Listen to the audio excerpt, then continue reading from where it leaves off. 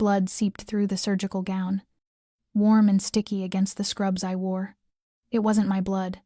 It belonged to the golden retriever brought in just after 1 in the morning. 12 straight hours on duty. One emergency after another. Not a single moment of rest. And this last patient nearly died on the table. Internal bleeding from a hit and run. No one knew the driver's name. Only a dog curled up on the floor. Its abdomen flooded with blood. It survived. Just barely. I stripped off my gown, tossed it into the yellow medical waste bin, my hands trembling violently from exhaustion and the last drops of adrenaline draining from my veins. 2:17 a.m. The clock on the wall mocked me with every second that passed. I was 35 years old, and this was my life. The night shift at the Bayfield Coastal Emergency Animal Clinic, fueled by coffee, painkillers, and a simmering resentment toward the reality I was trapped in. I was running from a mountain of debt I might never escape. The locker room was empty. Everyone else had gone home long ago. I peeled off the blood-stained surgical clothes and pulled on a pair of worn jeans and a frayed sweater that still smelled faintly of disinfectant no matter how many times I washed it. The face staring back from the mirror showed no mercy. Dark circles beneath the eyes. Dull gray irises. Hair tied hastily into a messy bun. I looked older than my age. I felt even worse. Outside, the parking lot gleamed like a lake. Rain crashing down as if trying to tear the city apart. I tightened my coat and ran toward the car. Water seeped into my canvas shoes within seconds. The cold biting at my ankles. The soles of my feet numb. I fumbled for my keys. My hands shaking so hard I almost dropped them. My old Honda crouched in its usual corner. Far from the newer cars. Far from people who could afford to repaint a scratched door. And then I saw it, the red envelope lying on the passenger seat since morning. I hadn't dared open it. Bright red. With bold black letters that read, "Final notice." Rent was 3 days overdue. My landlord had always been lenient. But even he had limits. And there was still my deferred student loan. Delayed twice. Interest multiplying like a swamp, slowly swallowing me whole. I sank into the driver's seat and started the engine. The wipers fought hopelessly against the downpour. Visibility reduced to barely 10 feet. But I just wanted to go home. 20 minutes of driving. Every minute spent here was another minute without sleep. Another minute without collapsing. Without erasing the image of that golden retriever's owner screaming as I operated. Without forgetting the stack of bills on the kitchen counter. Without accepting that my parents had died when I was 22 and that I was entirely alone in this world. The streets were empty. Only me. The rain. And the red glow reflecting off the wet pavement. I should have called a cab. Should have waited for the rain to ease. But I was too tired. Tired of being careful. Tired of being responsible. Tired of everything. The light ahead turned yellow. I slowed down. My head felt fog. Thoughts moving through thick water. I shifted in the seat. And the red envelope crackled beneath my hand. $1,200 for rent. $300 for the student loan. Not counting food. Gas. Phone bills. And then the SUV appeared. Out of nowhere. Black. Massive. Parked dead center in the intersection even though the light was green. No brake lights. No signals. Nothing. Just there. I slammed the brakes on instinct. Tires screeched against the slick pavement. The Honda spun. My whole body jolting violently as if torn from the seat. The sound of metal colliding. Glass shattering. My head snapped forward. Then back. Yanked by the seatbelt. The airbag exploded. The air thick with the smell of chemicals and powder. Then silence. Only the rain drumming steadily on the roof. And the faint hiss of a dying engine. I sat there, dazed, gasping. The metallic taste of blood in my mouth. I had bitten my tongue. My hands still gripped the steering wheel. Knuckles white. The airbag sagged slowly. Pain burned across my chest. The SUV still didn't move. I had hit its rear end. The front of my car was crushed like crumpled paper. God. Oh God. I fumbled to unbuckle my seatbelt. The door jammed tight. I threw my shoulder against it twice before it gave way. Rain slapped my face as I stumbled out. "I'm sorry," I shouted, my voice hoarsey. "I didn't see you, the rain, please." The other car's door opened. A man stepped out. Tall, at least 6'1", a black suit, no umbrella, unbothered by the rain as if it were a sunny afternoon. His dark hair slicked against his head, the streetlight casting sharp, cold lines across his face. And then I saw his eyes amber, glowing faintly in the dark. Not angry, not surprised, just assessing, and missing nothing. Before we continue, if you're holding your breath like me during the moment of resolution amidst the rain, the amber eyes, and the unopened red envelope, then subscribe to our channel so you don't miss out on stories full of mystery, drama, and emotion like this every day. Like if you believe that a small moment of resolution can change a person's fate. And I want to ask you, where are you hearing this story from? Comment your city or country so I know where Emily's story has spread on the world map so far. Now, let's continue. The strange man stepped out of the SUV, and Emily Carter's fate officially began. He walked toward me through the pounding rain, each step heavy and deliberate, as if there were nothing urgent, nothing to be concerned about. I instinctively stepped back, my heart slamming against my ribs. Every cell in my body screamed that there was something far more dangerous about this man than anyone I had ever encountered. He crouched down, examining the crumpled front of my car, his eyes unflinching as they passed over the shattered glass and the faint smell of gasoline that hung in the freezing air. Then his gaze swept through the cracked windshield, moving slowly, memorizing every detail, the half-finished cup of coffee on the tray, the wrinkled surgical scrubs tossed across the back seat, the stack of veterinary journals streaked with blood, the wallet that had fallen to the floor during the crash. He bent down, picked it up, and opened it as if it belonged to him. I couldn't move, couldn't speak, as I watched his fingers glide across my driver's license. His movements were slow, precise, clinical, as though he were reading a classified file. "Emily Carter," he read aloud, his voice deep, with a faint drawl that lingered at the end. It wasn't a question, it was confirmation. Those amber eyes locked onto mine. 35 years old, veterinarian, resides at 83 Laurel Street, works at Bayfield Emergency Clinic. I swallowed hard, my voice trembling. I can call the police. Insurance. I have insurance. That won't be necessary," he interrupted, slipping my wallet into the pocket of his black suit as if it were a gift he had just been handed. "I'll take care of it." "Wait, that's mine." "Not for the moment," he said evenly, his tone calm to the point of being terrifying. I didn't know what to do. My body still shook from the crash, my mind thick with exhaustion. Logic told me to back away, to call someone, to do something, but my legs were frozen under the rain. The man turned his head slightly. Instantly, a second SUV rolled out of the shadows of the parking lot, gliding forward without sound. No headlights, no horn, just the splash of water beneath its tires as it came toward us. "You're going to get in the car," he said, not harshly, but in a way that allowed no refusal. "No. I can drive myself home. Your car isn't going anywhere. And you're bleeding." I touched my lip, realizing for the first time the metallic tang from the split in my lower lip. Cold, stinging. A wave of dizziness washed over me as I took a step back. "I'll call someone else. Thank you. But you don't understand. Emily."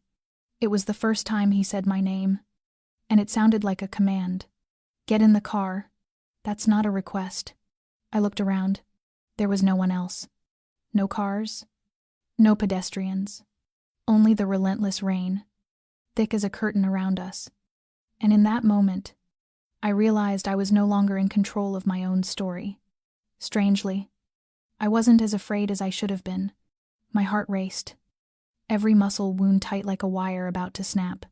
I stepped slowly toward the second SUV, its rear door already open. The leather seats gleamed black, smelling of new hide and something like cedar wood mixed with gunpowder. The man followed, sitting beside me without a word. The door closed behind us, sealing out the rain. The silence inside was suffocating. The vehicle began to move. Through the rear window, I saw my Honda, crumpled, its hazard lights flickering like a farewell. And then I noticed the red envelope still lying on the passenger seat, bright against the darkness like a stain that would never wash away. He turned to me, his gaze unwavering, as if reading every thought I tried to hide. "From this moment on," he said softly, "you owe me." My mouth opened to protest, but he continued, his voice low and sharp as a blade, "And I will decide when and how you'll repay it." And I knew, deep down in my bones, that I had just crossed into another life, one from which there would be no way back. The car door opened, and the cold wind hit my face like a slap, carrying with it exhaustion so deep it ached in my bones. I stepped out without looking back at the man inside. He said nothing. The door closed softly behind me, too softly, and the SUV rolled backward, turned into the curtain of rain, and vanished as though it had never existed. I stood motionless for several seconds in front of my building, drenched, hair plastered to my face, rainwater soaking through every thread of fabric until it clung to my skin. The porch light flickered, casting a faint yellow glow across the old wooden door. My fingers trembled as I slid the key into the lock. Third-floor apartment. No elevator. The wooden stairs groaned beneath every step. I had lived here for 6 years. 6 years since my parents were killed in a car accident. 6 years of supporting myself. Studying, working, graduating, and ending up trapped in a job no one wanted, tending to animals that were broken, endonade, or dying, through nights that never seemed to end. And I'd thought I was fine. Until tonight. The apartment was dark when I stepped in.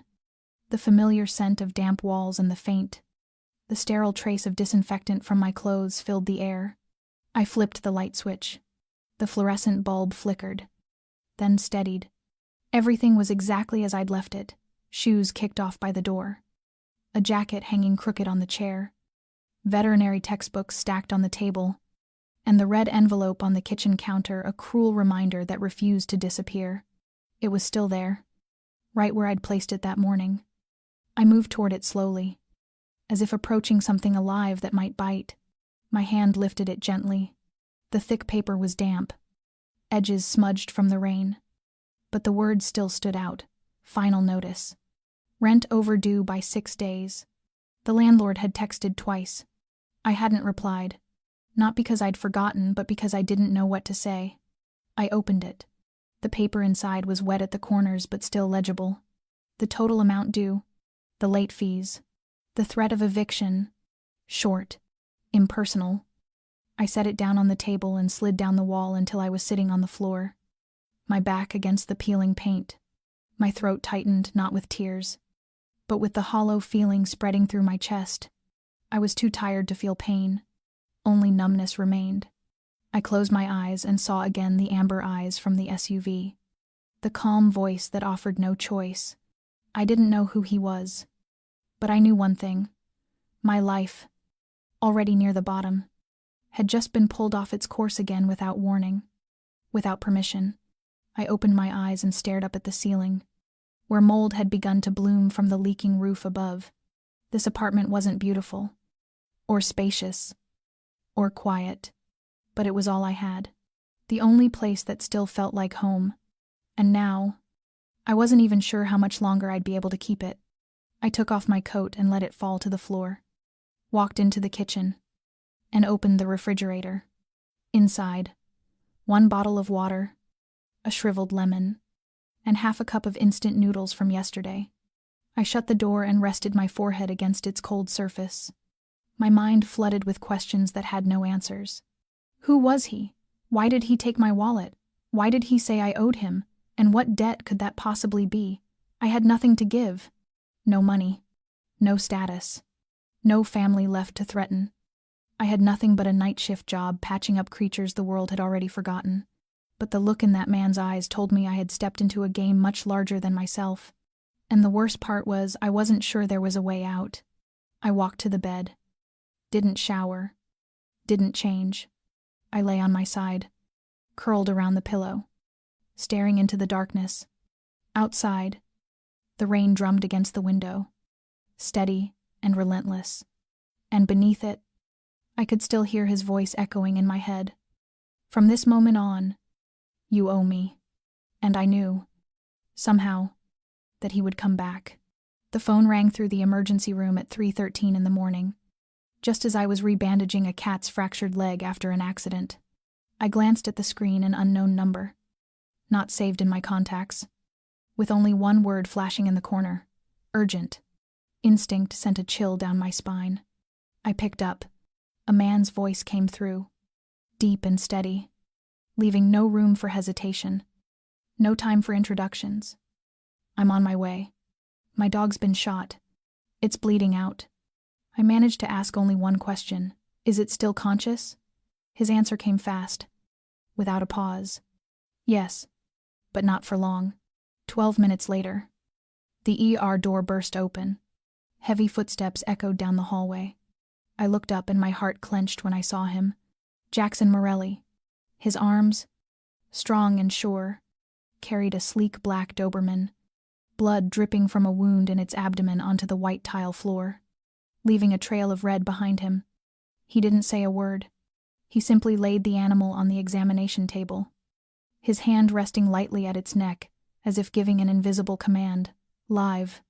I pulled on my gloves, checked its pulse, and for one brief second our eyes met before I turned to assess the wound. The bullet had torn through muscle but missed the artery. Still, the blood loss was severe. I took a deep breath, called for the nurse, sedated the dog, intubated it, and began the surgery. For 48 straight minutes, I worked as if my own heartbeat depended on the one flickering on the monitor. Sweat trickled down my back. My wrists went numb. Blood stained the gloves to a dark red. But I didn't stop. Not while the animal was still fighting to breathe. Not while Jackson Morelli's gaze stayed fixed on every motion of my hands through the glass wall.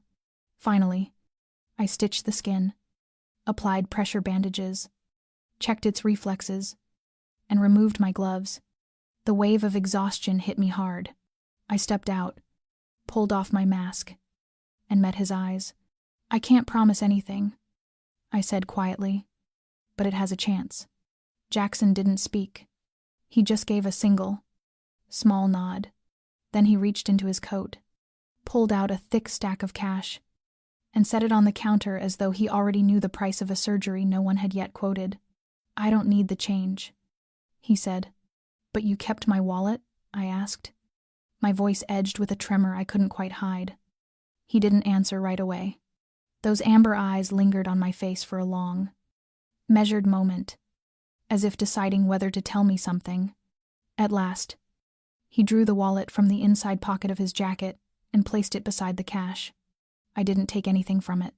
I just wanted to make sure you didn't forget what you owe. I looked at him, steady this time, no longer swept up in the dangerous gravity that surrounded him. I saved your dog, I said evenly. So we're even. No, he replied, tilting his head slightly. The more you do, the deeper the debt.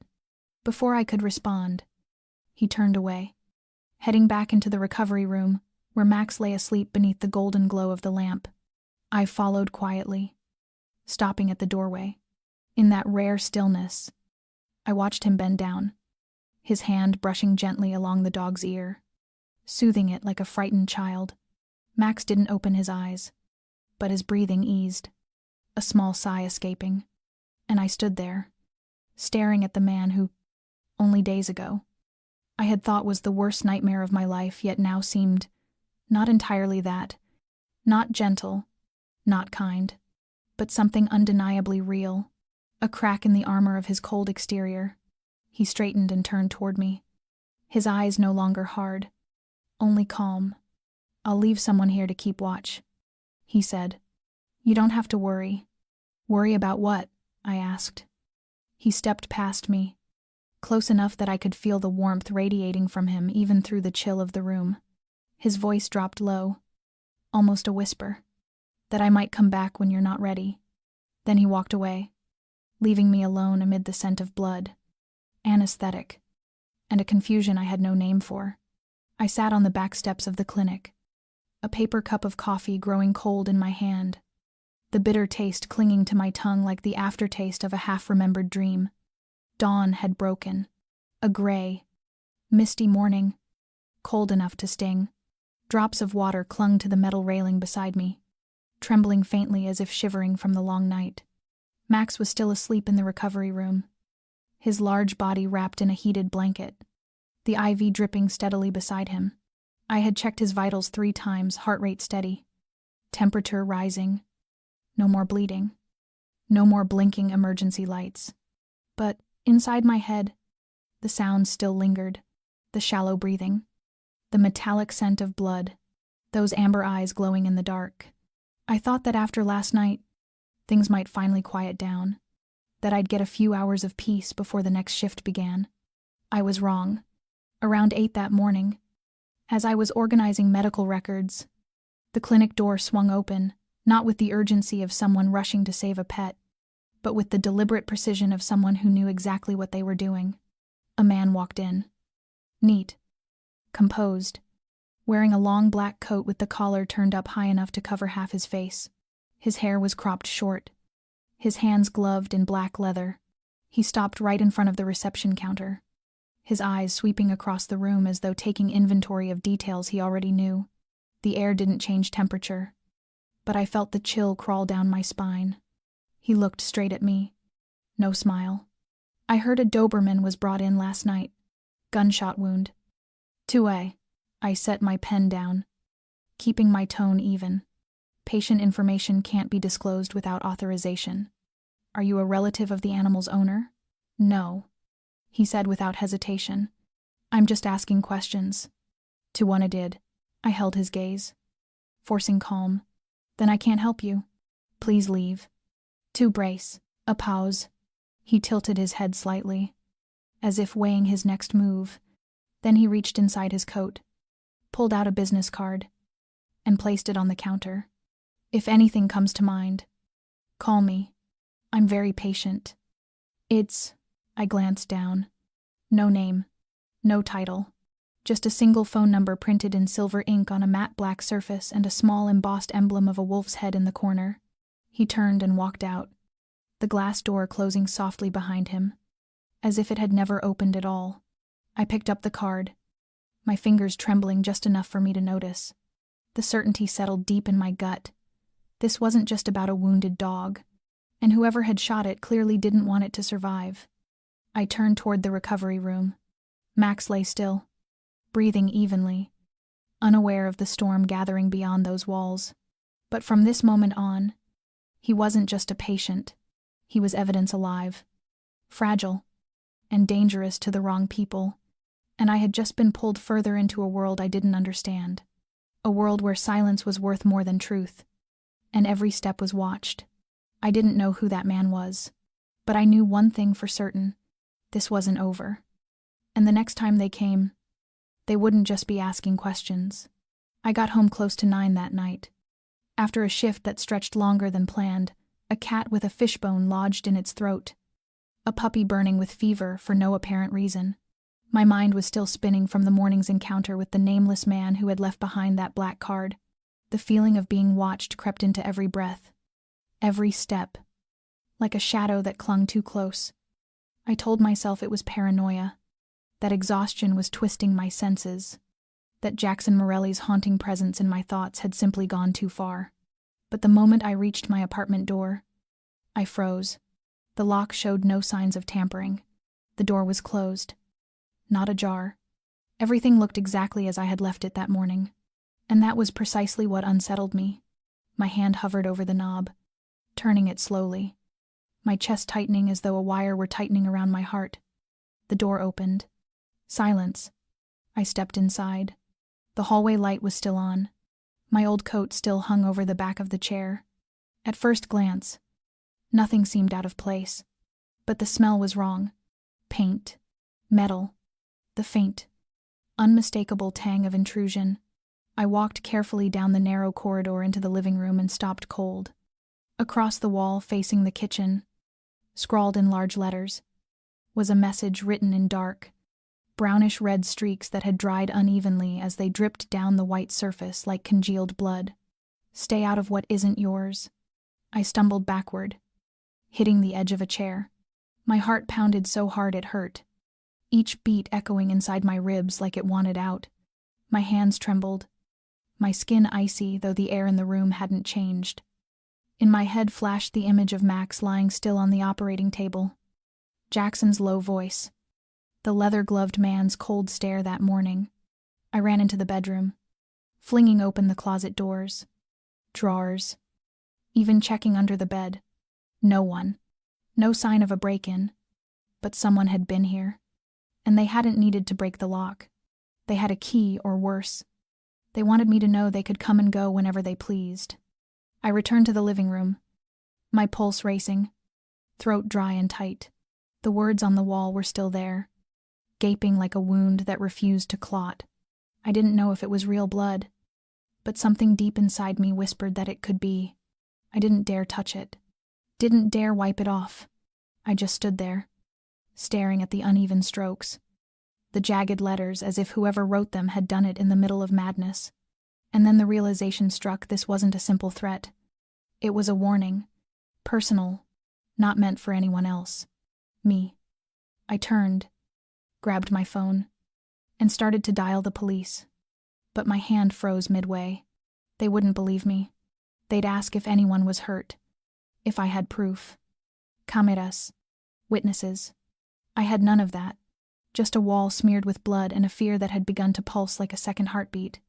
I sank into the chair, my hands clutching my head. For the first time in years, I felt truly alone. No family, no one to call, no one who would come. Inside that small, worn-down apartment, I could hear my own heartbeat thudding through my veins, loud and uneven, and deep down, I knew I had already stepped too far beyond safety, and if I kept going, there would be no way back. I didn't sleep all night. Every time I closed my eyes, the jagged words on the wall burned behind my eyelids like they'd been carved there. "Stay out of what isn't yours." I'd turned off all the lights, pulled the curtains shut, and curled up on the sofa clutching a fruit knife, my heart pounding so hard I could feel it in my fingertips. All night I waited for footsteps, for the creak of the door, for any sound that meant someone had come back. But nothing came, only silence, a suffocating, brittle kind of silence, broken only by the ticking clock that carved tiny incisions into nerves already stretched to breaking. By morning, I couldn't take it anymore. I called the clinic and asked for a day off, claiming I had a fever. My voice was hoarse, thin from exhaustion and fear. I think my boss could tell, but he didn't ask. It took me over 2 hours to scrub the wall, a whole bottle of bleach, 2 rags, a pair of surgical gloves. The last of the letters finally faded, but a faint outline remained like a curse that fresh paint couldn't cover. I hadn't decided what to do next when 3 sharp knocks sounded at the door. Not hurried, not furtive, deliberate. I froze. For several seconds, I just stood there, knife in hand, pulse racing so wildly it hurt to breathe. Then his voice came through the wood low, steady, cutting through the air. "Open the door. Emily, I know you're in there." Every way. I bit my lip, stepped closer, and peered through the peephole. It was him, Jackson Morelli. Black leather jacket, damp hair, those eyes still cold as stone. I opened the door without a word. Neither of us needed to ask why he was there. He studied me for a moment, then looked past my shoulder into the apartment. I knew what he saw, the sharp tang of bleach in the air, the mop still wet, the freshly painted wall still glistening.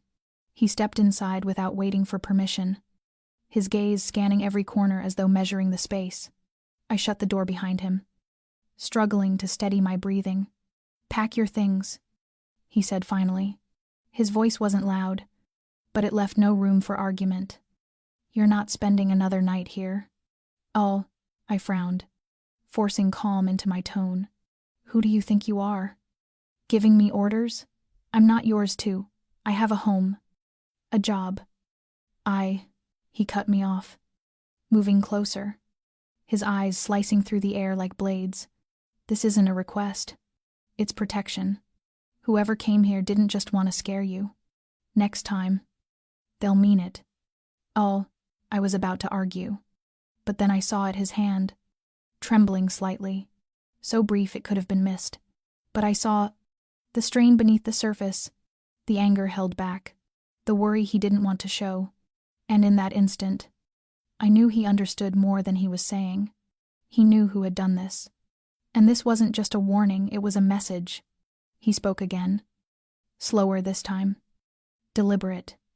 I have a house outside town. Military-grade security. No one gets in without a code. You'll stay there. Safe. At least until I deal with this. I clenched my fists. Logic screamed at me not to trust him. But instinct, the part that had survived the night in terror, whispered that I had no other choice.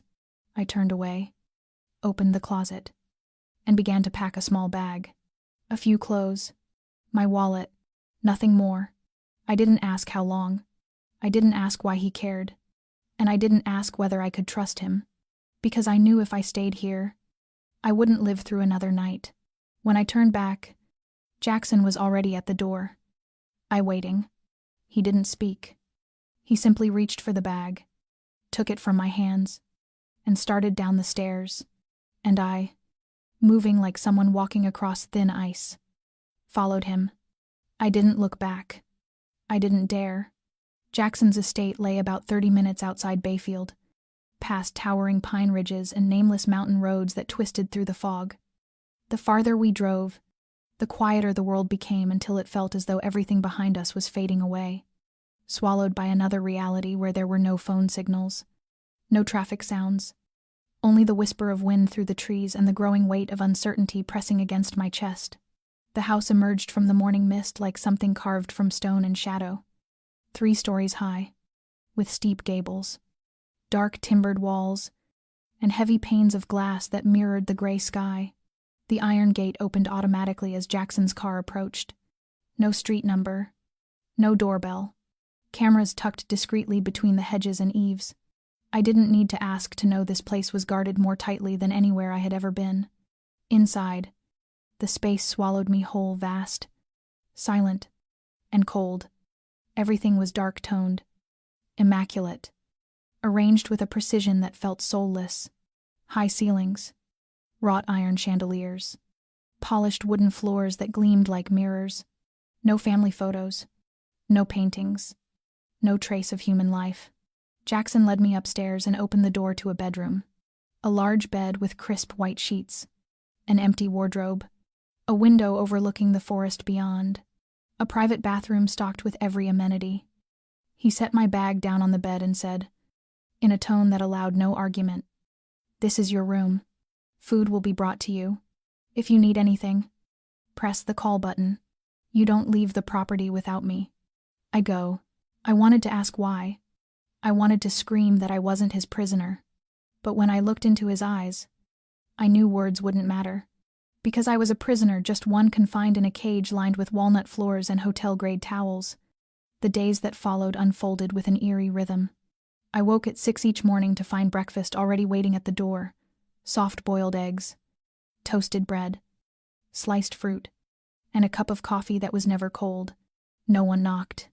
No one spoke. No one appeared. I wandered through the garden out back, a sprawling space paved with stone paths and sculpted greenery so precise it no longer seemed alive. Sometimes it felt as though I was walking through a scene from a science fiction film where perfection had replaced humanity. The gates were off limits. Each time I approached, a voice spoke through the outdoor speakers.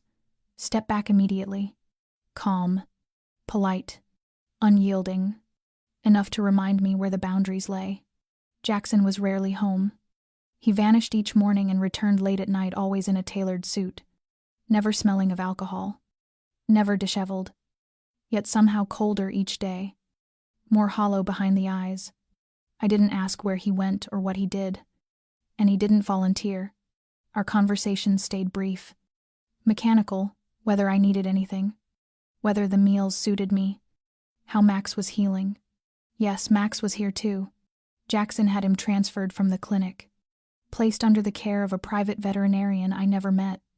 The dog occupied a small room near the main hall, and I was allowed to visit for 1 hour each day. That single hour became the only part of my life that felt real. Max would wag his tail when he saw me, his dark brown eyes shining with recognition, and when I laid my hand on his head, I could feel the truth settle deep inside me. I wasn't merely hiding in this house. I was being kept, in some strange, unspoken way. I knew Jackson was protecting me, but he was also the one imprisoning me.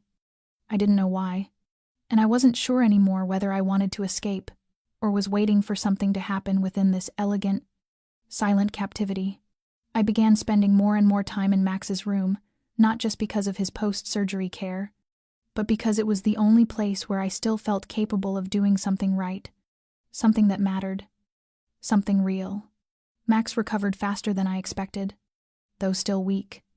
He had begun to stand, to move in slow, deliberate steps, his tail wagging faintly every time I entered. Some days I sat beside him for hours, checking his heart rate, whispering small stories as though to an old friend who had known me forever. I wasn't sure if he understood, but there was a calmness in his eyes, a quiet that seemed to exist outside the chaos and danger surrounding us. Here, in this room, something pure still survived. Jackson began appearing more often, usually in the evenings when I was reading aloud to Max or lying beside him, stroking the sleek black fur that had started to grow back around his wound. At first, Jackson would stand at the doorway without stepping in, saying nothing, but one night, he came inside, took a seat on the chair across the room, and watched me with a gaze no longer as cold as when we first met. I didn't ask him anything. I didn't shrink away. Whatever boundaries had once existed between us had quietly faded, not through words, but through the strange stillness we shared in that silent house. That night, after Max had drifted into sleep, Jackson finally spoke. His voice carried none of its usual authority. It was lower, heavier, as though weighed down by an old memory. Max belonged to my brother. Tell. I looked up, my hand still resting on Max's back. Your brother? He nodded, his eyes fixed on some unseen point behind me, on the blank gray wall that reflected nothing but shadow. His name was Leo, 6 years younger than me, always the kind one, the one who loved animals. Nothing like me. He rescued Max from a combat dog training camp, one of those places that beat them into becoming vicious. Max was the only one he got out, and he never left Leo's side. Not until the night Leo died. 2A. I said nothing. Jackson was silent too for a long time. When he finally spoke again, his voice was so faint it was almost like a whisper rippling across water. Leo died in an explosion. A car bomb. It wasn't an accident. Someone wanted him gone, but it was meant for me. So. I turned toward him. The light in the room brushed across the side of his face, revealing the exhaustion beneath the hard edges, the dark circles under his eyes. The quiet ruin of a man who hadn't slept in peace for years. They wanted to hurt me, he said softly, and they found the cruelest way to do it. Leo never did anything wrong. He was just my brother. Max was with him in the car. He survived, but barely. I saved him because he's all I have left of Leo. It's not contradicted. There was nothing I could say. No words gentle enough to soften that kind of pain. No gesture strong enough to fill the emptiness it left behind. I stayed quiet, resting my hand on Max's head, feeling his slow, steady breathing, a fragile thread that seemed to tether two broken people to something still alive. Jackson rose and started toward the door, but paused. He didn't turn back. His voice came low, almost lost in the still air. Sometimes I dream he's still alive, and every time I do, I wake up and don't dare fall asleep again. 2. Then he was gone, leaving behind the soft rhythm of Max's breathing and an ache so deep it hollowed the air. From that moment, I understood that what bound us was no longer obligation, nor debt, nor captivity. It was something quieter, heavier, 2 people, each carrying a wound that time refused to close. trying to stay upright in a world where the only thing certain anymore was loss. I don't know when the feeling began. Maybe it was the night Jackson told me about his brother's death when he sat in the dark, unguarded for once, letting the pain he usually buried behind that cold exterior surface in the quiet. Or maybe it started on those silent afternoons when he stood beside me in Max's room, saying nothing. Yet somehow his presence filled the space steady, grounded, carrying more emotion than words ever could. I used to think I understood men like him, men built of steel and silence, men who lived outside the law, dangerous, untouchable, unwilling to trust or be touched. I told myself to keep my distance, to remember that what bound us was only a temporary arrangement, a lingering debt, and a form of protection with conditions attached. But people aren't machines. The heart doesn't respect the borders reason tries to draw once it begins to stir. I found myself listening for his footsteps whenever the front door opened at night. I noticed when he didn't return at his usual hour.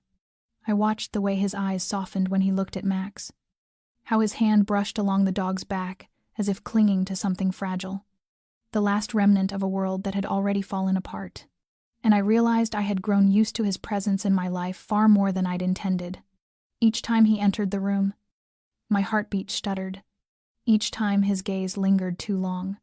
I turned away, pretending it was nothing. But then, logic would rise like a bell, tolling in my mind, a warning. Jackson Morelli was not an ordinary man. He belonged to a world where guns, blood, and vengeance were as common as breathing. A man like him was not supposed to make me feel safe. A man like him was not supposed to make me want to be close. There were nights I lay awake staring at the ceiling, the room washed in faint amber light, asking myself if what I felt was real or just the delusion of a woman too long isolated, clinging to the first flicker of warmth in a cold, uncertain world. I couldn't deny that Jackson made me feel seen, truly seen, in a way that was both comforting and terrifying.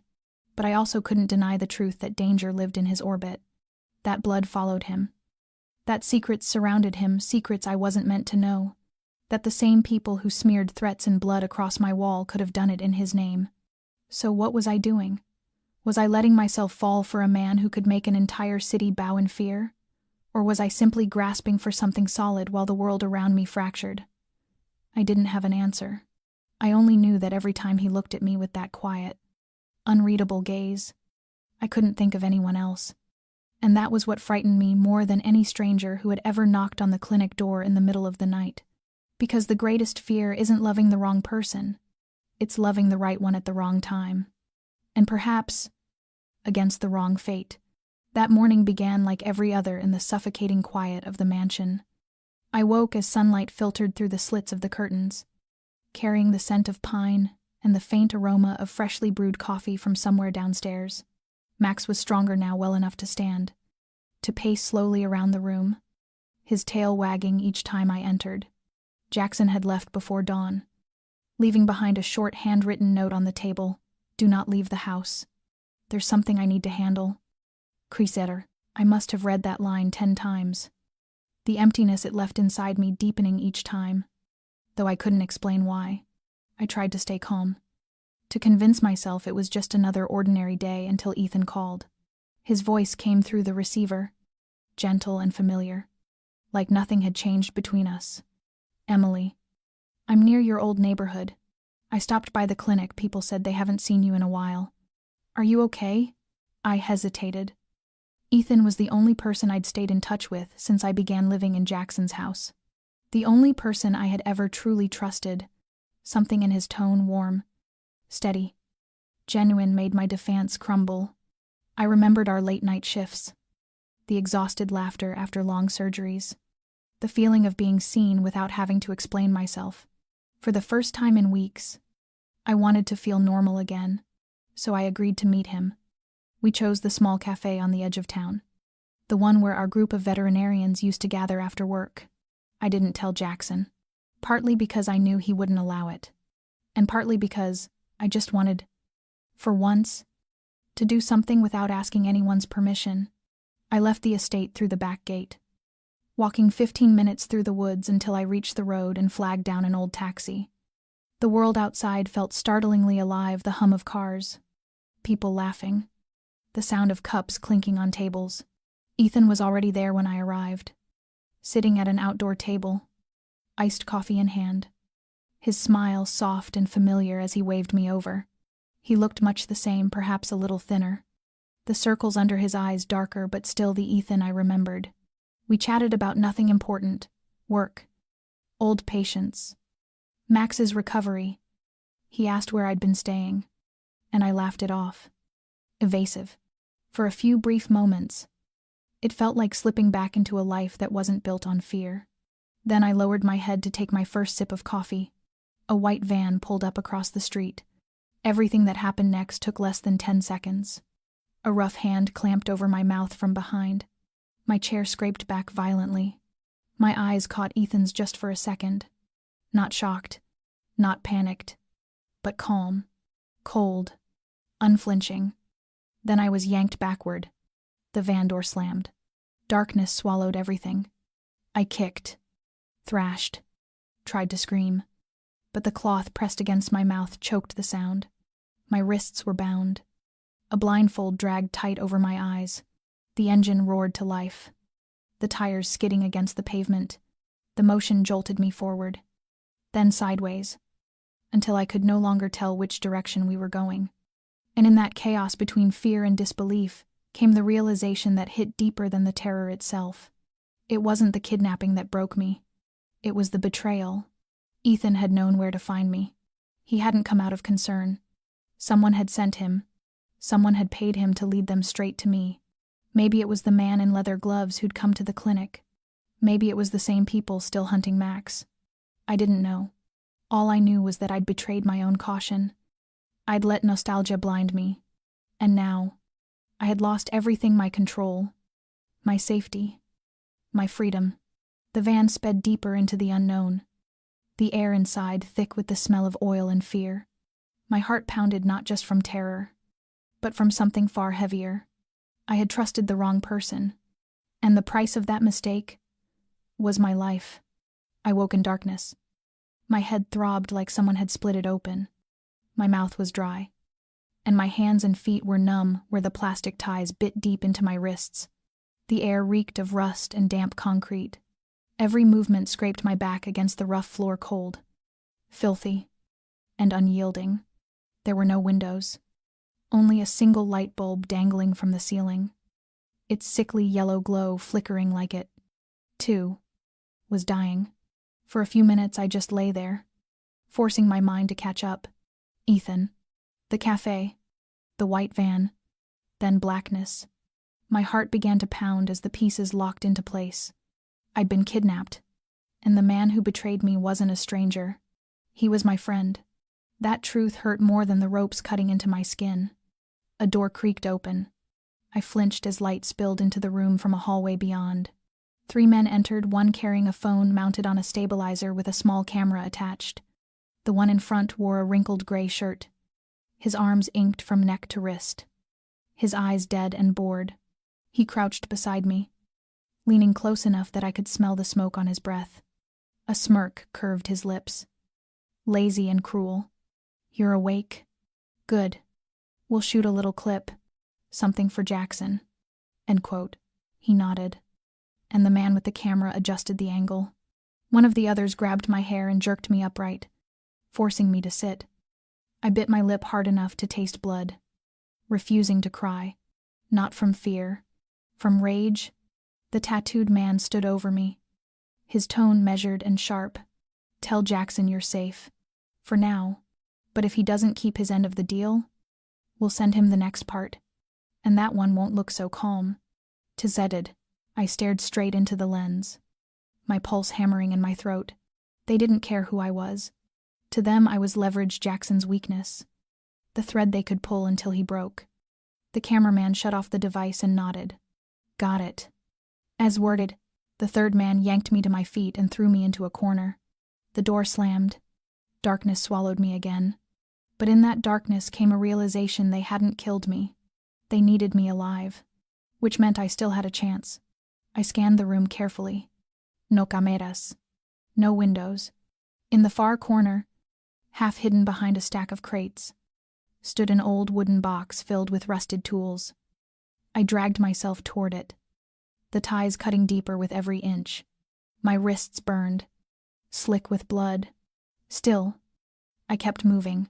I found a broken screwdriver, its shaft jagged, the edge sharp enough to cut.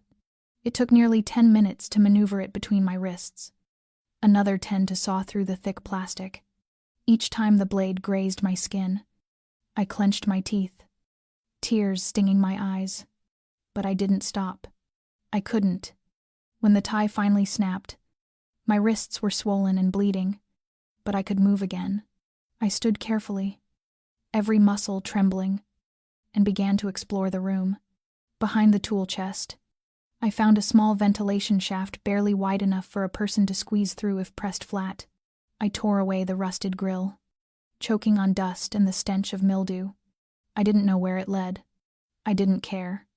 I crawled inside, my body shaking, my palms slipping in my own blood as I pushed forward. The metal was icy beneath me, the darkness endless. But for the first time, I wasn't afraid of it.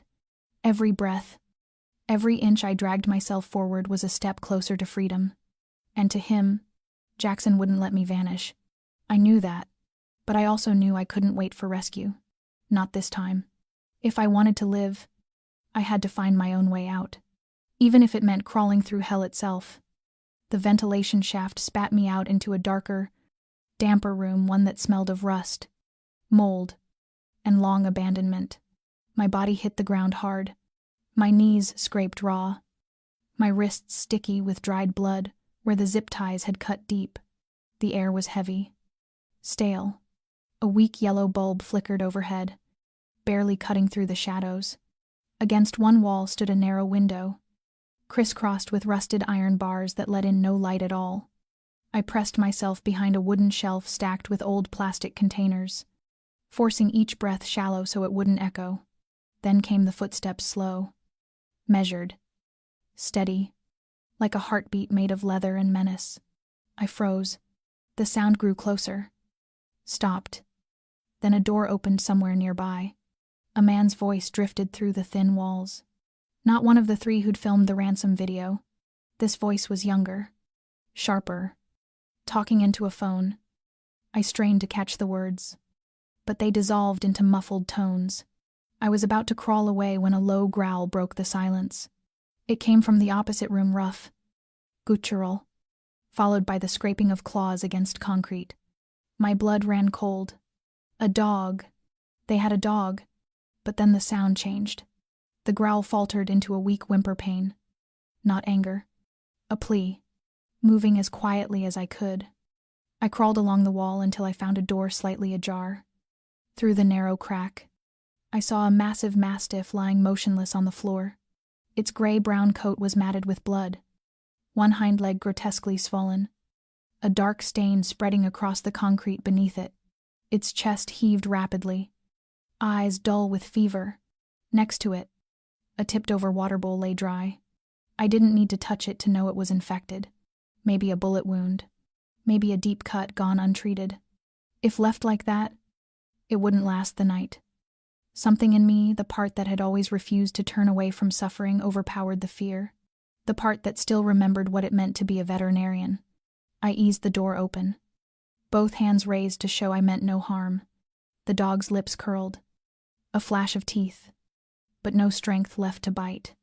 I knelt down slowly, murmuring in a calm, steady tone, keeping my eyes level with its own.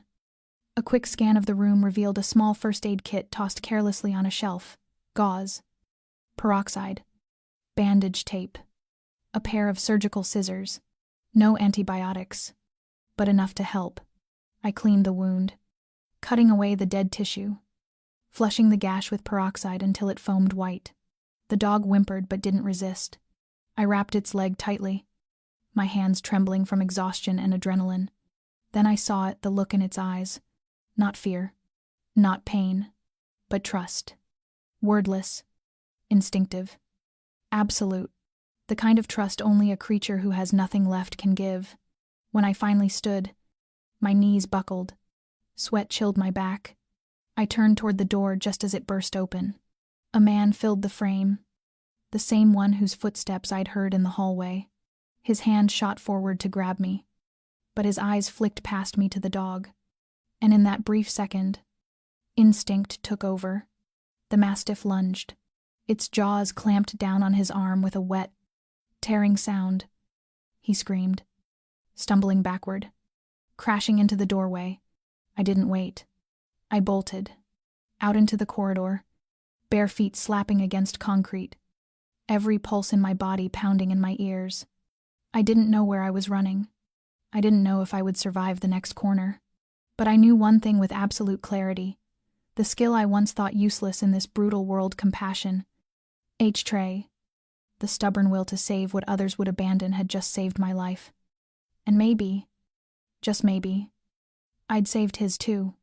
2 wounded creatures. Both left behind. Both fighting for the same fragile thing. A chance to live. I ran without direction. The hallways twisting endlessly like the arteries of some rotting beast. The air reeked of rust and oil. The slick concrete echoing every frantic footstep back at me like the sound of my own fear. Each time I turned a corner, I held my breath, bracing for the flash of a gun. A hand, a shadow waiting to drag me back into the dark. Then came the shouting, a wave of chaos swelling behind me, angry voices. The crash of metal, a dog's furious barking. They knew I was gone. I dove into an empty storage room, slammed the door, and pressed my back against it, chest heaving. My wrists were still bleeding. My knees scraped raw. My whole body streaked with dust and sweat, and the metallic tang of blood. But I was alive, and I wasn't going to stop. I just reached for a small back door when the first sound tore through the air. A sharp crack, clean. Violent. Not shouting. Not movement. Gunfire. 1 shot. Then another. Then 3. A chorus followed the shatter of glass. The crash of metal.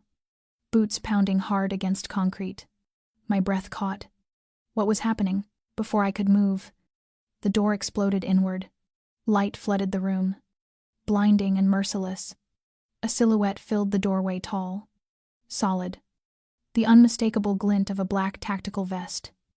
A Glock in one hand. His face was streaked with dust. His shirt torn at the shoulder. Blood along his forearm. And those eyes burning like fire even through the haze. Jackson. He stood there for half a heartbeat, scanning me, his chest rising hard beneath the vest.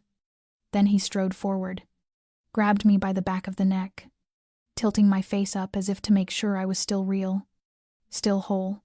Before I could speak, more figures swept in behind him, men in black, armed with rifles, radios crackling on their shoulders. They moved with the brutal precision of soldiers, clearing each hallway as gunfire echoed in the distance. Someone screamed. Another shot cut it short. Jackson pulled me with him, his hand firm on my arm. We ran down the corridor, past a body sprawled across the floor, a crimson halo blooming beneath it. The smell of gunpowder and iron filled my lungs, heavy and suffocating. Another figure lunged out from a side passage, weapon raised. I barely had time to gasp before Jackson spun, his Glock already up. 3 shots. Fast. Precise. The man dropped. Blood splattered the wall like paint. I froze, legs trembling. Jackson turned back, eyes blazing, and seized my elbow. Move. His voice was low, controlled but underneath. Something was breaking, not anger at me, anger at himself. When we burst into the open yard behind the warehouse, I saw 3 black SUVs idling with engines still running, exhaust curling into the night. Men were already rounding up the kidnappers, some alive, some not, binding their hands, covering their faces. Jackson pushed me toward one of the open doors, practically lifted me inside, and climbed in after. Go, he barked, and the vehicle lurched forward, gravel spitting beneath the tires. For a long moment, neither of us spoke. The forest swallowed the road as we sped away, headlights cutting through the mist. My hands shook uncontrollably. smeared with blood, mine and others. Then he turned to me. "Are you hurt?" I shook my head, unable to form words. And that's when I saw it in his eyes. Beneath the rage and exhaustion, fear, not of the men he'd just fought, not of the blood on his own skin, but of something far deeper, the fear of almost losing me. I broke. The tears came hot and soundless, not because I was in pain, but because, for the first time, I understood what it meant to be worth rescuing, what it meant for someone to burn down the world just to find you again, and that someone was the man I once believed I had to escape from. Jackson said nothing.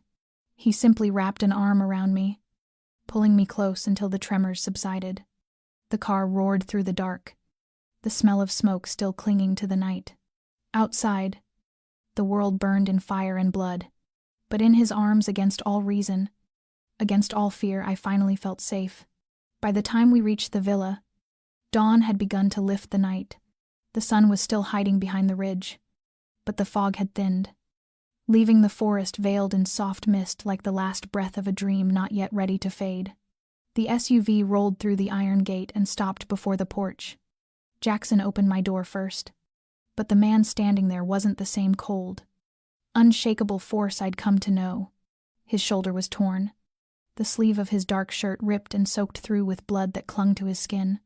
He still walked straight, steady, every movement measured, but I could see the strain in the way his body held itself together, as if the will alone was what kept him upright. I was at his side before I even thought. The instinct of a healer, stronger than fear, stronger than pride, took over. He said nothing, only nodded once, allowing me to guide him inside. I led him to the couch in the living room, then rushed to fetch the medical kit from beneath the staircase. When I returned, I knelt before him, fingers trembling as I carefully unbuttoned his shirt. The wound stretched across his left shoulder, not deep, but jagged and angry, the edges red and swollen. I cleaned the blood away, disinfected the skin, and began stitching it shut. Small, precise, deliberate motions that barely hid the shaking of my hands. He didn't make a sound, not a flinch, just sat there, silent, watching me, and in that stillness, his eyes were no longer made of steel. They softened, quiet, searching, almost reverent, as though he were memorizing me, line by line, afraid that if he blinked, I might vanish. "You should have let someone else handle this," I murmured, voice barely steady. "You didn't have to go in there yourself. You already saved me, too." Jackson gave a faint laugh, roughened by exhaustion and smoke. "If I hadn't gone, I wouldn't have made it in time." His gaze met mine, unwavering. "And I'd lose my mind if anything had happened to you, too." My hands froze mid-motion. His words weren't polished or planned, but they were honest, so raw they made my chest ache. I bowed my head again, wrapping the bandage around his shoulder. His hand came to rest on my wrist, gentle yet certain. "Emily." "Ted." I looked up, without warning. He leaned forward and pressed his lips to my forehead. A light, a fleeting touch, so soft it felt like a tremor, like he feared I might disappear if he held on too long. My breath caught, the world narrowing to that single point of warmth between us. When he pulled back, he didn't move far. His forehead lingered against mine, his breath warm, uneven. "Thank you," he whispered, "for surviving. If when I couldn't answer.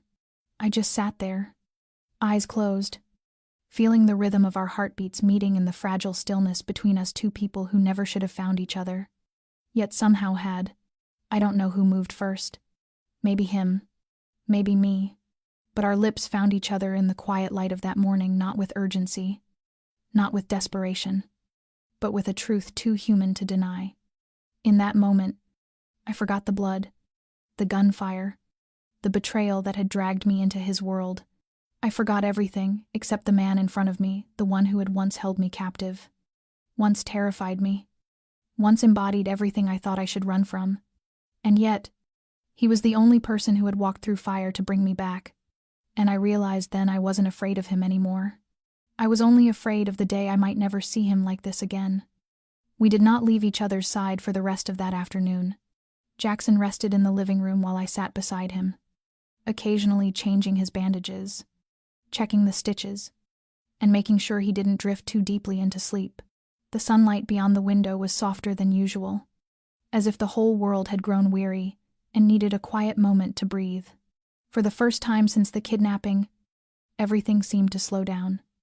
There were no screams, no gunfire, no blood, no suffocating shocks that made my lungs tighten. Only the steady rhythm of Jackson's breathing beside me, the sound of Max exhaling softly at the foot of the couch, and the quiet pulse of my own heart reminding me that I was still here, still alive, and, for once, no longer alone. When darkness finally fell, Jackson rose from the couch and started toward his bedroom. I stood up, intending to return to mine, but he turned back, his gaze softer than I had ever seen it. Stay. The word was neither a command nor a plea. It was an invitation, and I realized I had been waiting for it for a very long time. I followed him upstairs, my steps slow and light. Not out of fear, but from the awareness that I was walking toward something undeniably real, something that mattered. Jackson's bedroom was spacious, yet it lacked the coldness that filled the rest of the villa. There was the scent of old leather, of burned wood, and a faint trace of his cologne lingering in the sheets. He sat on the edge of the bed, looking at me unhurried, unforceful. I moved closer, standing between his knees, my hands resting gently on his broad shoulders still wrapped in white bandages. "Are you sure?" he asked, his voice hoarse from fatigue, but his eyes burned like fire. I nodded, not because he had saved me, not because I needed someone to cling to after the nightmare, but because I knew this wasn't fleeting. It was real. It was deep. It was something I could no longer deny. When he pulled me closer, everything else disappeared. There was no distance, no hesitation, no boundary between the one who owed and the one who kept. Only two people, both wounded, both marked by loss, both long accustomed to living behind armor so thick they had forgotten what it felt like to hurt. But that night, every layer of armor fell away. The dim light cast a soft glow across Jackson's strong shoulders, his hands warm and steady against my back, his lips brushing my neck as though he wanted to memorize every inch of skin as something living, something that could be lost. We said nothing more, because words had no place here. Every gesture, every breath, every moment when his hands tightened around me or when my lips paused over the scar on his shoulder became its own language, one that only we understood. When it was over, I lay with my head on his chest, listening to the steady rhythm of his heart. His fingers drifted through my hair slowly, as if time no longer mattered. "Are you afraid?" he asked, his voice low, almost confessional. Afraid of what? Of me. I was silent for a moment, then lifted my gaze to meet his eyes. I used to be, terribly, but not anymore, because I know you would never hurt me, even if you could hurt the entire world. Jackson didn't answer. He simply bent his head and kissed me again, this time so gently that I felt myself dissolve against his chest. For the first time since that night of rain and wreckage, I no longer felt like I was falling into chaos. I was in the arms of someone who made me want to stop, to trust, to belong. And that night, the villa that had once been my prison finally became a home. The morning light filtered through the curtains, spilling a soft golden glow across the thin blanket like the breath of a new day. I woke in Jackson's arms, my head still resting on his chest, listening to the steady beat of his heart, an unspoken melody that had become the soundtrack of these rare, peaceful days. Max was curled at the foot of the bed, his head resting on the thick rug, snoring softly in his sleep. I turned slightly, watching the face of the man beside me. The traces of exhaustion were still there, but for the first time, serenity had found its way onto his features. It felt as if every storm had finally quieted, leaving behind a sky wide enough for both of us to breathe beneath. Yet somewhere deep inside, a thought kept knocking gently, like a quiet tapping at the back of my mind. I missed my work. I missed the barking of dogs in the waiting room. the anxious eyes of owners clutching their pets, the sharp scent of disinfectant, even the bone-deep fatigue after surgery that came with the satisfaction of saving a life.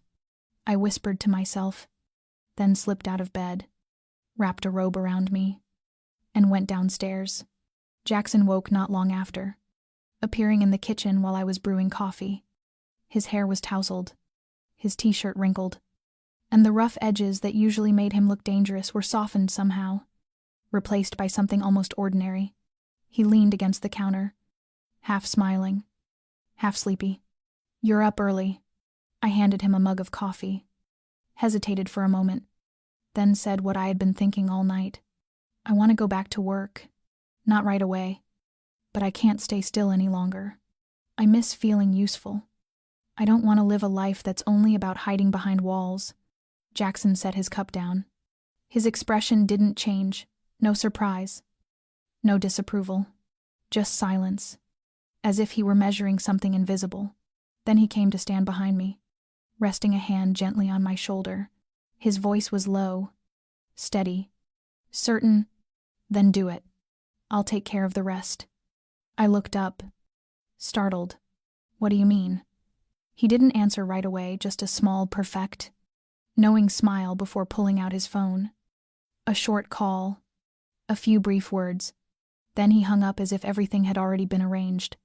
3 days later, Jackson drove me to a quiet street near the city center, lined with old brick houses and maple trees glowing red in the autumn air. In front of us stood a 2-story building with wide glass windows and a small front yard. It had once been a bookshop, long closed. A faded "for sale" sign still hung in the window. Jackson handed me a set of keys, his eyes never leaving mine. "It's yours. All of it. I've already spoken with the local authorities, handled the paperwork, made sure everything's legal and ready for renovation. You can turn it into whatever you want." I held the keys in my palm, my chest swelling with a feeling I couldn't quite name. I stepped inside slowly. The walls were peeling. The wooden floor creaked under my feet. But in my mind I already saw it, my new clinic. Clean cages, a bright surgical table, shelves lined neatly with medicine, and a cozy corner where Max would nap like a loyal assistant. I turned and wrapped my arms around Jackson. No words were needed, because in that moment, I understood that real love doesn't live in grand promises. It lives in quiet acts like this. He didn't ask what I wanted. He simply made it possible. And in doing so, he told me, without saying a word, that he believed in me, in what made me who I am. And now, I would get to be that person again. Not Emily who survived under protection, but Emily who chose her own life. And the man behind her wasn't there to control her, he was there to lift her up. The clinic opened on an early autumn morning, when the maple trees along the street turned the narrow road into a river of gold. I cut the ribbon amid the applause of a few new neighbors, while Jackson stood silently in the corner of the yard, hands in his pockets, eyes fixed on me without looking away for a single second. He didn't have to speak for me to know he was proud. He didn't need to stand before a crowd or make grand declarations. His presence alone was enough to make me feel completely supported. We returned to the villa that afternoon, quiet and calm. Max stretched out on the back seat, his gray fur flecked with silver, the red scarf around his neck bright against it. When I stepped into the living room, the silence was almost startling. No television, no music, no echo of Jackson's footsteps on the wooden floor. Then, from the staircase, Max appeared first, carrying a small red velvet box carefully in his mouth. He walked toward me with deliberate steps and set it gently at my feet. My knees weakened as I knelt down and opened the box. Inside lay a simple platinum ring with a small round diamond, nothing extravagant, but so delicate it made my heart tighten in one long, quiet beat. When I looked up, Jackson was already standing there. His white shirt sleeves were rolled up, and his usual intensity had softened into something so tender it nearly brought me to tears. He didn't kneel. He didn't have to, because the look in his eyes said everything. This wasn't just a proposal, it was a promise. "You walked into my life by accident," he said softly, "but from that moment on, I couldn't imagine a world without you in it. Marry me. Emily. I nodded. There were no tears. No screams of joy. Only a smile, and then his embrace. Warm and steady, where I felt myself melt completely. And so we began to plan our wedding. No grand party. No glittering dress. No famous guests. Just a small ceremony in the garden behind the house, the same place where Max had once recovered from his first wound. I wore a simple white dress, my hair neatly tied back, and held Jackson's hand as we walked beneath a pergola draped in pale purple bougainvillea petals that drifted down like the first snow of the season. Max wore a tiny bow tie and trotted proudly across the grass, carrying the rings in a small fabric pouch strapped to his back. When he reached us, he stopped and looked up with such solemn eyes that we both burst into laughter right in the middle of our vows. Jackson took the ring and slipped it onto my finger, and I did the same for him. There was no priest, only whispered promises meant for the two of us. There was no music, only the wind and the soft rustling of leaves applauding quietly for that moment. And when we kissed for the first time as husband and wife, the world seemed to fall silent, as though the universe itself had paused to witness something greater than a wedding, greater than love. It was a choice. The choice to stay. The choice to trust. The choice to love even knowing the road ahead would never be easy. And among all the silent witnesses that day, Max was the only one who had been there from the very beginning, from the blood on the operating table, to the desperate escape. And now, to the little groom's bow on his neck. His eyes sparkled as he looked at us, as if he, too, understood that after everything, we had finally found each other in the right place, at the right time, and in the right way. That morning began like any other in the villa nestled among the pines, where the days following our wedding had passed in an almost unsettling calm. I woke earlier than Jackson, as usual, went downstairs to prepare breakfast, and reviewed the appointment book for the clinic. Everything seemed to have fallen into rhythm. The kind of ordinary life that once felt unreachable, now quietly becoming routine. But something was not ordinary. I had been tired lately, nauseous in the mornings, my body sensitive in ways I didn't recognize. At first, I blamed it on stress or the shifting seasons.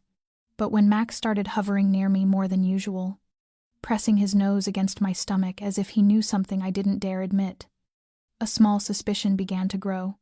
One late afternoon, after closing the clinic, I stayed behind alone in the office, trembling as I opened a pregnancy test I had hidden in the medicine cabinet.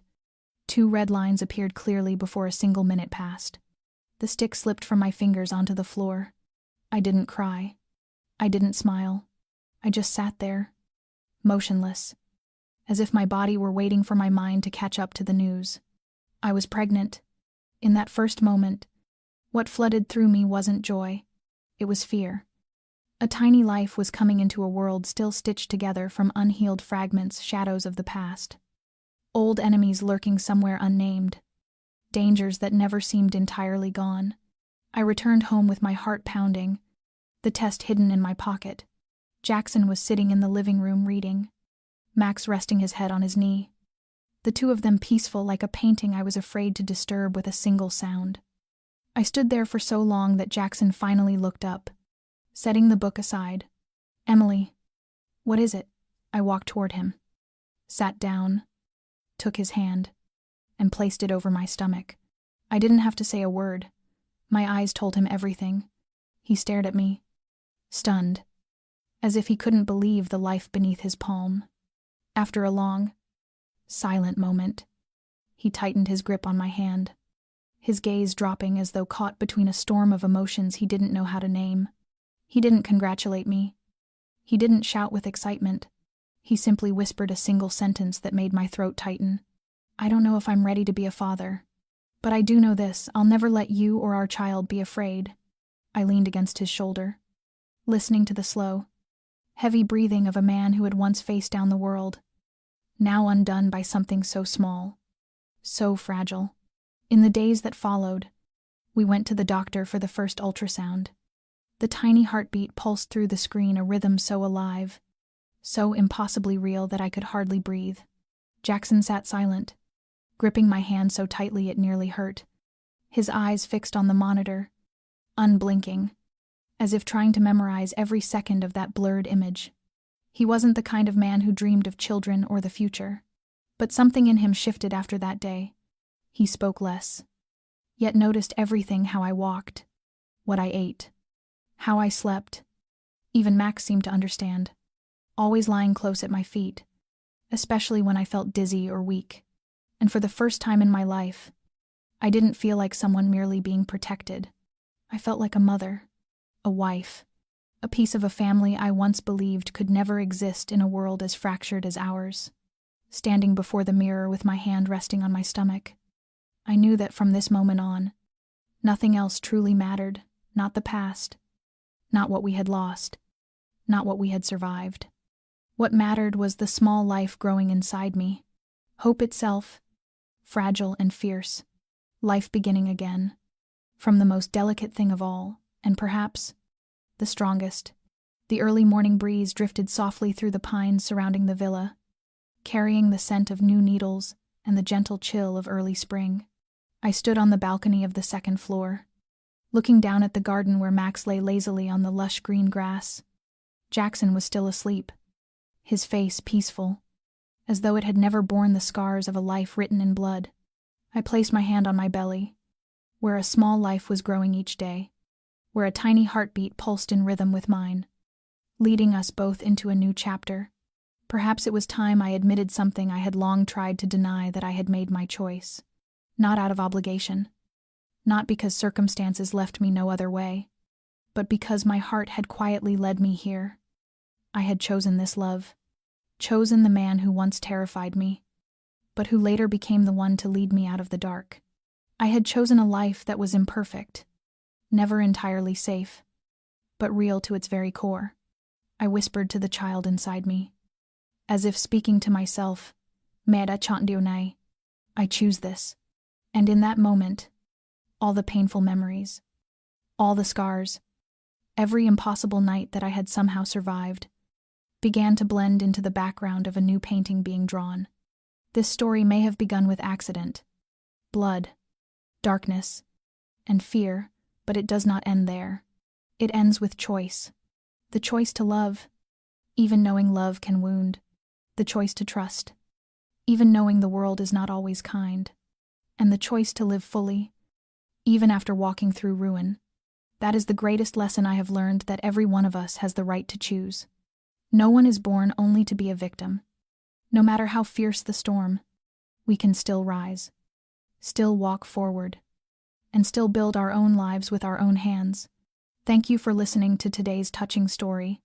If this story touched your heart, please subscribe, like and share this video on our channel so that more people can feel the humanity in it. What did you feel when following Emily and Jackson's journey? Did you find anything in their story that reflects your own life? We would love to hear from you. Not only your feelings, but also your sincere thoughts from your heart. Please share them with us. See you in the next videos. We wish you health, happiness, peace, and hope in every day. Goodbye, and see you in the next video.